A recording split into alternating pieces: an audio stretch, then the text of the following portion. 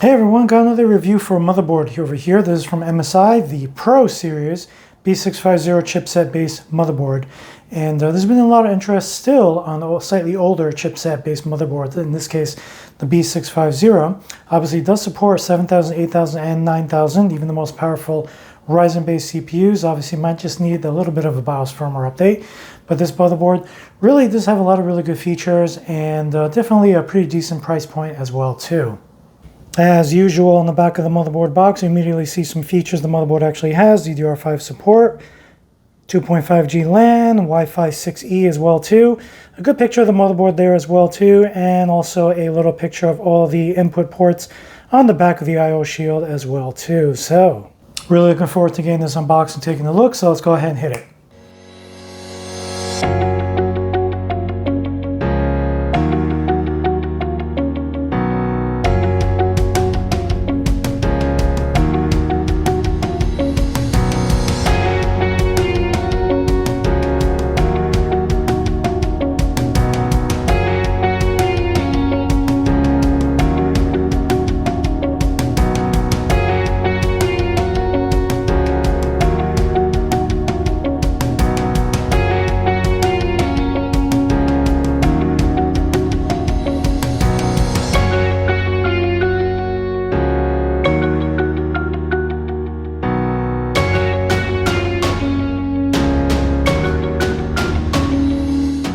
Before I go ahead and do the motherboard overview that I usually do, let's go ahead and take a look at the accessories that actually came with the motherboard.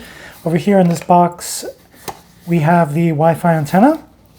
There's actually a little screw-on one, but it does come with a little stand. I actually prefer the ones that just connect to the motherboard in the back and just stay there as opposed to one that goes on top. But there's a little, obviously a couple of options there, but you can go ahead and connect those antennas if you actually have them. Some little quick guide installations here. Here's our EU regulatory notices, put that aside. We do have the little M2 locker screw. And it looks like we have one SATA cable that comes along with the motherboard as well. First thing I'm going to take a look at is the AM5 socket for your Ryzen 7000, 8000, and 9000 series CPUs. Go ahead and open this up real quick. Little CPU cover right over there. And there, of course, is our socket. CPU is fully pinless. All the pins are actually on the motherboard here. And obviously, when you're going to go ahead and install your CPU, and you push this thing down, this little piece of plastic pops right off. I usually personally just prefer to take the plastic off. You'll probably see me do that later on in the video. Some people have actually called me out. That's not really the proper way to do it, but in the end, it's completely your call as long as the pins on the motherboard are protected. Just below, we do have the main M2 slot there for your NVMe drive. And go ahead and remove that little wonderful looking heatsink. Two little screws, one on the left, one on the right. And the whole heatsink actually comes right off. Whoop, I have to unscrew this one too. Newer motherboards obviously have the little clip, which is obviously much easier to remove. But this is still very standard and very easy to remove as well too.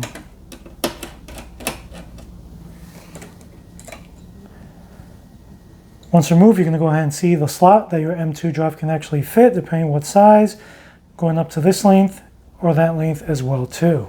Just below, we do have a main PCI Express slot for your main video card. Obviously, your video card is ideally going to be in this particular slot right there. Just below, we do have a little CMOS battery. Newer motherboards actually have the CMOS battery located somewhere else with the anticipation that video cards may actually be using multiple slots right below and completely blocking access to the CMOS battery when needed. It's not really too popular to be removing CMOS batteries to reset the CMOS these days anyway. There are other ways to do it as well too. Some motherboards even actually have a button on the back included on the I/O shield here, which I'll do a little review in just a moment. But obviously having access to that CMOS battery isn't such a bad idea, so they've actually moved it to other locations as well. Further down the motherboard here, we do have an additional PCI Express slot. Looks like an X8 slot where you can actually go ahead and plug in another video card if you actually wanted to. Usually a video capture card, dedicated sound cards, and other devices as well too. Just below here, looks like we have an additional heatsink here for the more access to M2 slots. Let's go ahead and open that.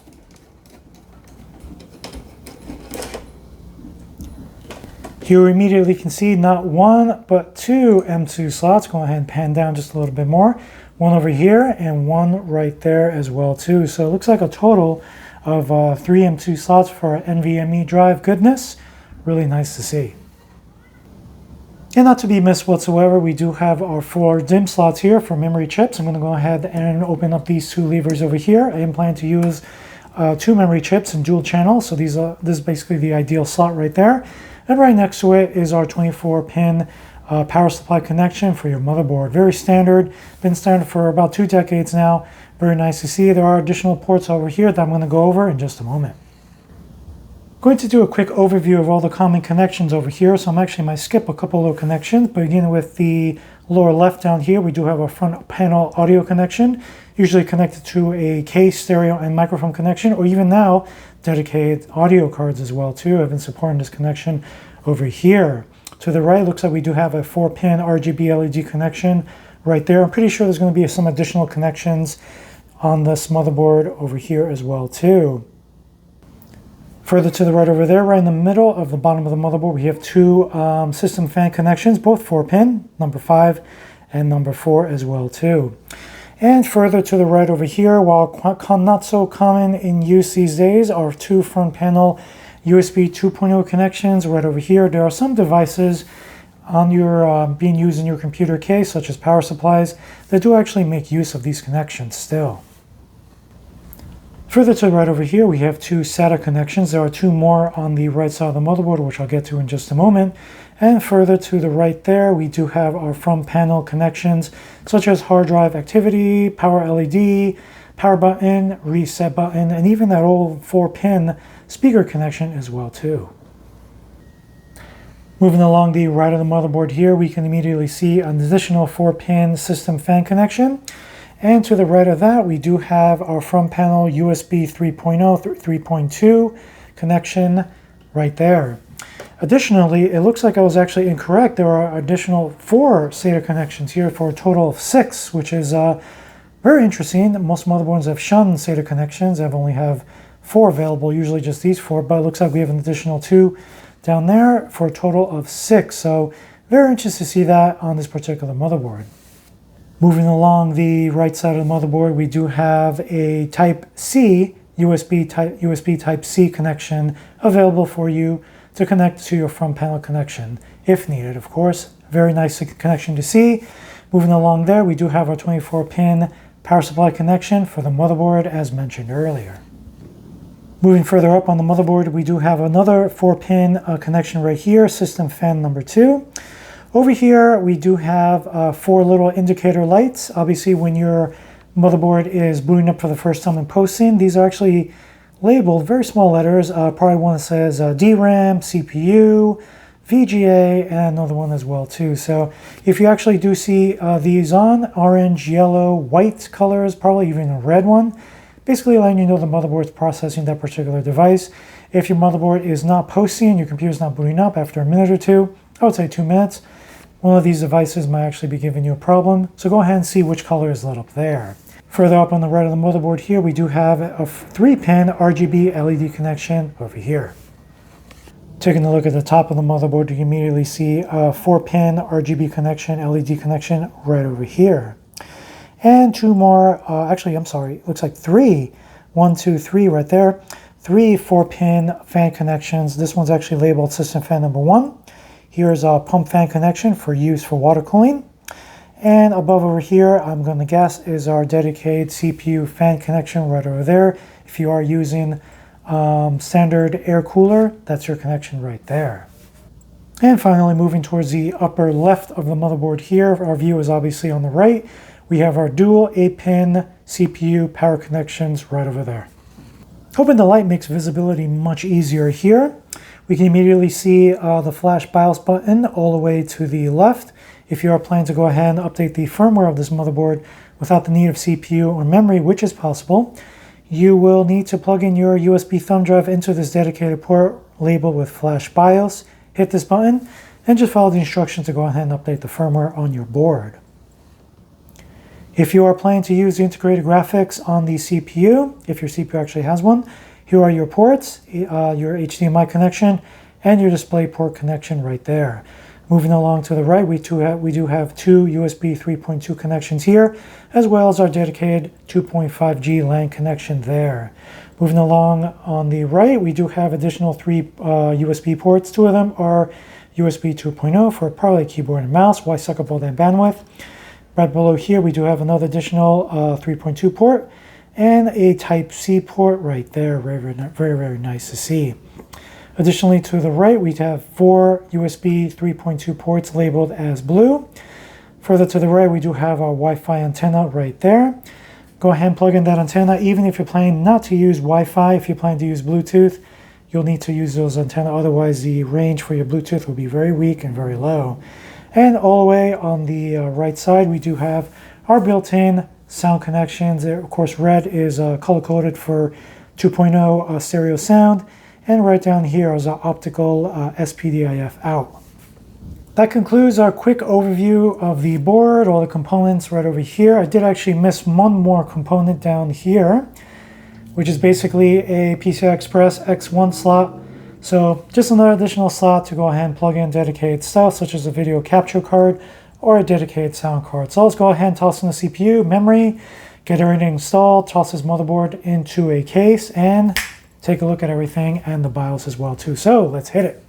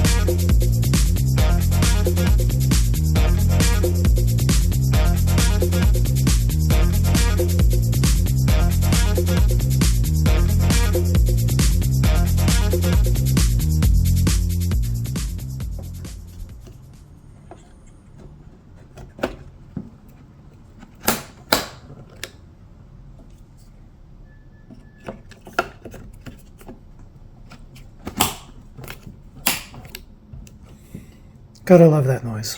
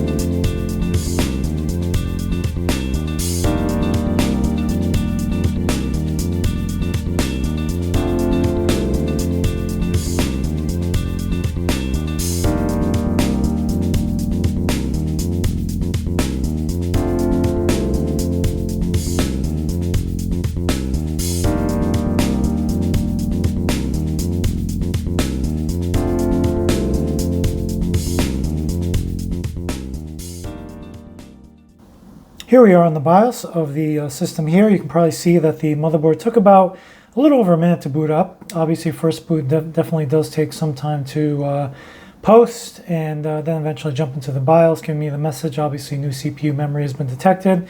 You know, hit F1 to continue, hit an F1 key or delete key would take you right into the BIOS. And did actually go ahead and reboot once more, and took us right into the BIOS immediately as well too, considering there's no SSD with an operating system installed or a USB thumb drive with an operating system setup available. So here we are in the BIOS. Just going to do a quick overview of the BIOS here. If you're enjoying this video so far, as always, go ahead and click that like and subscribe button, support the channel, and look forward to future reviews as well too. So here we are in easy mode over here. Many motherboards support this particular scheme, easy mode and advanced. I do like the color scheme of this, kind of matches the box. Almost seems like MSI releases color schemes for their BIOS, that pretty much adds up to basically the color scheme of the motherboard. Kind of describes this pretty well, and also the box itself, probably more of the motherboard as well too. So very interesting to see. And here we are in easy mode here. On the upper left, you can immediately see our date and time, which is incorrect by a couple of years. CPU speed, DDR RAM speed as well too. CPU core temperature, motherboard temperature, some other details right there. Full name of the motherboard, CPU, memory size 64 gigs, BIOS version, and BIOS build date. This motherboard's from, obviously the B650 chipset, and BIOS build date is from last year. I'm pretty sure there's probably a February or March update available for the firmware. And up here we do have the F12 key. Go ahead and click on that. If you do have a USB thumb drive plugged in, take a snapshot immediately of what you're seeing over here. We do have this little button over here to go ahead and enter a search. So if I type in CPU, you can immediately see all the options available in the BIOS that have to do with the CPU. Up here, go ahead and change the language of the BIOS as you see fit. Just below the CPU and DDR speed over here, we do have, looks like a Creator Genie for CPU, and also enabling and disabling memory profiles here as well too. Right in the middle, we do have a boot priority section. Go ahead and drag and drop all these as you see fit. You want your USB thumb drive to be priority over here, just go ahead and put it in first, all the way to the left. Here we have the hard drive, which is usually your default boot device. Here on the left, we do have easy mode here. Go ahead and click on each one of these to go ahead and see each details on this section right there. CPU, obviously you immediately see your CPU frequency, base clock, CPU ratio, and other details there as well too. Click on memory, you can immediately see the current DDR frequency, and also see which DIMM slots are being used over here, as well as the manufacturer. Usually has some additional details, but just mentions G-Scale in this case. Click on storage, you immediately see a list of all the devices here as SATA drives, and M2 drives that are plugged into your motherboard will show up in this section. Fan speed over here, you can immediately see the charts, and go ahead and click on each of these buttons to see the current fan speed and voltage of each one. Go ahead and click on CPU or pump fan. If you click on this section, this little button there, immediately takes you to the hardware monitor, one of my favorite sections in the MSI motherboard, to go ahead and manipulate CPU temperature and fan RPM frequencies as well. Clicking over here in the last button, help. If you want to go ahead and click on one of these F keys to jump into each option that you see there. Just below, we do have the button for M-Flash. If you click on this and click on yes, you have your thumb drive plugged in, or just go ahead and plug it in. After you click on yes, you immediately engage into the M-Flash BIOS firmware update utility. Down here below, we do have favorites. Go ahead and set up hotkeys for particular favorites you may have in the BIOS. And of course, again, hardware monitor, which we already reviewed below here. On the bottom section on the motherboard, we do have some options here. You can immediately trigger on and off FTM, ERP, enable or disable the onboard audio, CSM, UEFI, your SATA mode over here, and easy LED controlled little button right there as well. That's pretty much it for easy mode here. Just go ahead and jump into advanced by clicking up here or hitting the F7 key. Just going to do a quick overview. Not going to go through every single section, but I'll definitely hit as many as I can. The top section over here does remain the same and matches the same thing you'll see in easy mode. Clicking on settings, we do have some options. Save status. Advanced, where you can enable or disable some devices that are built onto the motherboard, such as your sound card, Wi-Fi, Bluetooth module, and onboard LAN. Integrated graphics, obviously go ahead and manipulate these settings if you do have a CPU with integrated graphics built in. USB configuration, power management setup, BIOS mode right over here. Wake up event setup, secure erase, MSI utility installer. Go ahead and enable or disable this once you install your operating system and do a full reboot. If this is actually enabled, you will see a window pop up automatically to install drivers for all your devices from your board. NVMe SSD self-test, go ahead and engage this if you do have an NVMe on your plugged into your motherboard. This option right over here as well too, Ask Media SATA as well too, and AMD overclocking. If you're not too familiar with AMD overclocking or any overclocking settings, just be really careful in making any changes here. You could potentially damage your hardware. Here we do have some manual CPU overclocking options, including frequency, voltage, and CPU core count as well. DDR memory and other options over here. Precision boost overdrive, part of the CPU overclocking option that I'll bump into in just a moment. Some options down here as well too. Onboard voltage control, very careful with that. Moving along in settings, we do have boot. Go ahead and move around your devices here and just basically use the drop down menu to choose which devices you want to actually put in order. Security over here, which does have TPM settings right over here as well. Secure boot also. And save and exit, just go ahead and save all your changes or discard them as well too. Go ahead and click on OC. We do have multiple options for overclocking. Go ahead and click on advanced CPU configuration. Two little options I always like to go ahead and go over is AMD overclocking. There is your precision boost overdrive as well. And AMD CBS, there's your core performance boost. I sometimes turn this on if I don't want the CPU going past its original CPU threshold, and just keep the temperature down a little bit more. You can immediately see, just being in the BIOS, the CPU temperature is already jumping around 50 degrees Celsius. I actually do see this in the mid 30s to upper 30s when this is actually disabled. And some other overclocking options down here. There's your AXMP option as well too. Advanced DRAM setting configuration. Go ahead and choose a manual frequency for your memory. And other options regarding voltage down there. On the lower left, we do have our M Flash button as well. Again, go ahead and click on here and click yes to engage the upgrade firmware utility. Moving along to the right, we do have OC profile. Go ahead and set up your overclocking profiles here. If you do have some changes, go ahead and click on each one and save it right there. You also do have the option to go ahead and export them to a USB thumb drive. Very handy if you actually plan to go ahead and update the firmware BIOS of this. Usually erases everything, and feel free to preload it from USB again as well. Hardware monitor down here, which we already reviewed. And just below, we do have some additional options for security. That does include trusted computing. Probably matches the same setting we actually had over here in settings as well too regarding security. Here is our board, still booted up in the BIOS. And taking a look here at the board itself, there isn't actually any RGB LEDs on the board itself. You can only see just on the AMD logo that's actually lit up, and the memory chips that have their own little RGB scheme going on there. Very quiet board so far. The BIOS is pretty much straightforward. B650 chipset, I have mentioned already.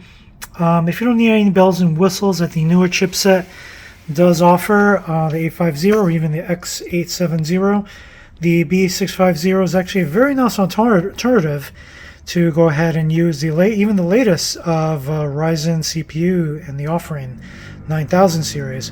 And I definitely do say that these days, especially with prices of motherboards ever so slightly inching up for it. I actually have seen a motherboard from MSI that I've reviewed a couple of months ago, and actually even owned myself, an X87E chipset based motherboard that has actually pretty much gone around almost $100. from the original price I originally saw when the board was released. Hope you enjoyed this video so far. Hit that like and subscribe button if you want to go ahead and see more videos and support this one as well too. Thanks again for watching, everyone. Any questions or comments? Let me know. Take care. Bye-bye.